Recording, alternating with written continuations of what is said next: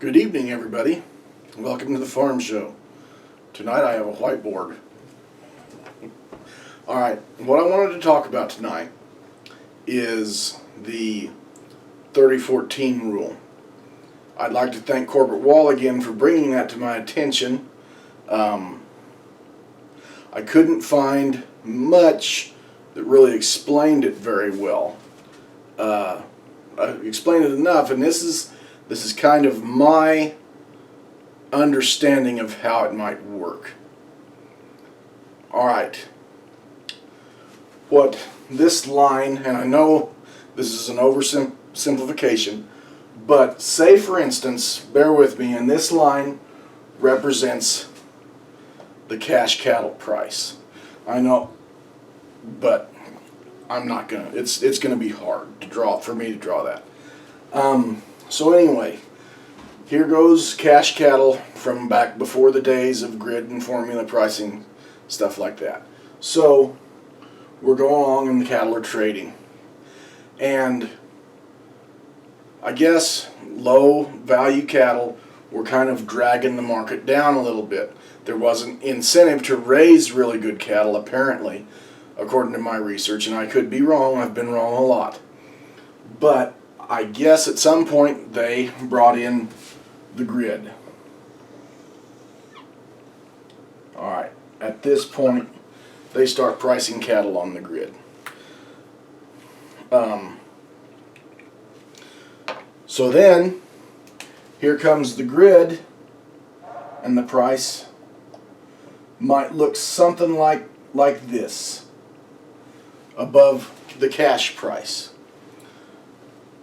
Okay, the black line is the totally competitive cash price, and now this is the grid price, where the good cattle bring more than bring a premium above cash.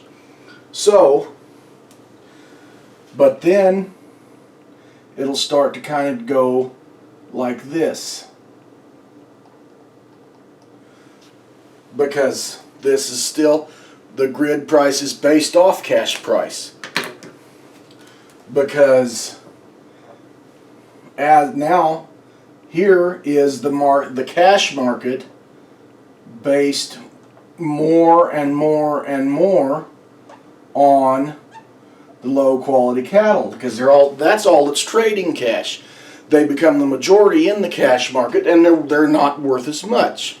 So the cash market keeps going down, because why would you bid on lower quality animals?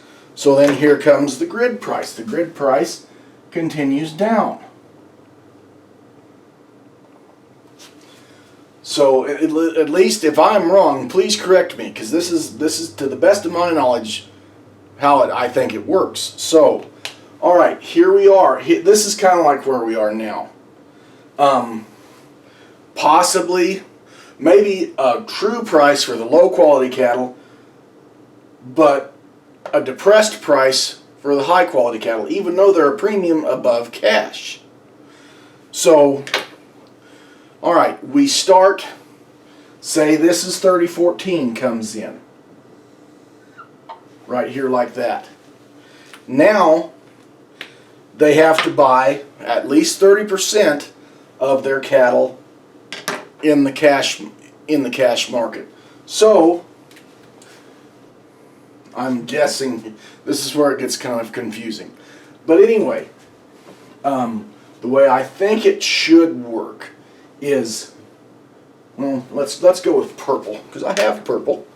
Alright, now because the quality in this market is going up, price should go up. Well, let's just take it up to where maybe it goes back up to where it ought to be. Now, that'll also, because now less cattle are in the grid, it might make it do that. Maybe it'll do like this. And be more and less competitive. There will be less premium because there's, unless you're wanting the very best cattle, and then maybe they would be like the prime cattle. They might depart from here and go up here like this. So the grid might still be a very good option, but it should make it, I really hope that it would make the market more where it really ought to be. So maybe this could really help. I've heard that Chuck Grassley has put forward a bill that would require to be a 50-14 type thing, but we'll see. That the lobby that seems to work against the cowman and the cattle feeder seems to be a really strong lobby, and this will destabilize their whole world.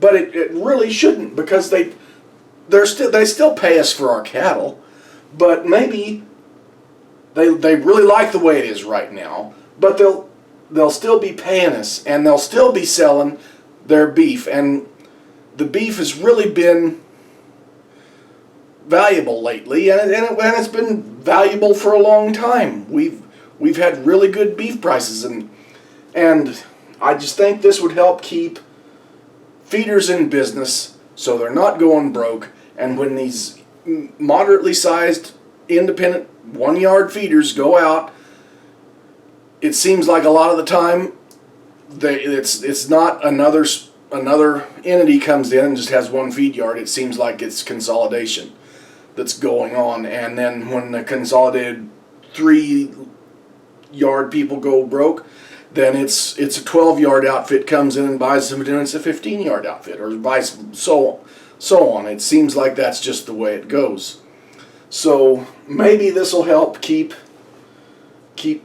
more feeders in the market, and maybe make a little bit more room for the really small feeders, because it's really hard to be a really small feeder, at least in southwest Kansas. The less than the sub CAFO level, the less than 1,000 head yard, the yard that a single family could take care of, you know. So anyway, if I'm wrong, please let me know. But this is what feels like the way it ought to be. The way it ought to work, anyhow. Alright, well, thank you guys. I appreciate you watching, and if you liked it, click like on YouTube, and maybe even subscribe to my channel if it... whatever. Alright, you'll have a great night. Bye-bye.